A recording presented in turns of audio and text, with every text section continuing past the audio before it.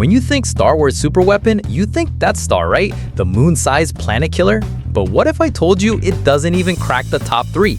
We're diving into weapons that make the Death Star look like a pop gun, from a station that eats the dark side for breakfast to a ship that forces suns to explode. First, the OG, the Death Star. It wasn't just a weapon, it was a symbol meant to crush any hope of rebellion.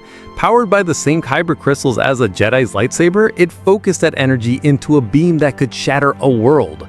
Blowing up Alderaan was a message to the galaxy. Resist and you will be erased. But its sheer arrogance was its undoing. A tiny 2-meter exhaust port, a 1 in a million shot that Luke Skywalker, with a little help from the Force, took. A symbol of ultimate power brought down by its own hubris. Now imagine something the size of a starfighter that could kill an entire star system. That's the Sun Crusher.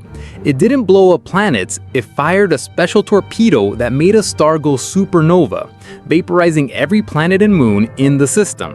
The terrifying part? You couldn't destroy it. Its armor was so advanced it could fly straight through a Star Destroyer without a scratch, and even tank a blast from a prototype Death Star. The weapon fell into the hands of a reckless Jedi trainee, Kype Duron, who used it for revenge, only to realize he had just killed his own brother in the process. It's the perfect example of how dangerous it is to give one flawed person the power of a god. Enjoying this trip through the galaxy's most terrifying tech? Hit that subscribe button and let us know in the comments, which superweapon do you think is the absolute worst? Our number 1 spot isn't just a weapon, it's a factory of endless war. The Starforge is an ancient semi-living space station that parks next to a star and just eats it.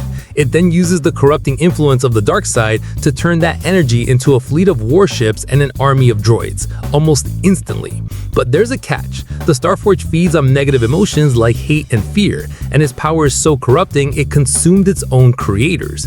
Thousands of years later, it seduced the Jedi Knights Revan and Malak, giving them an infinite army to start the Jedi Civil War.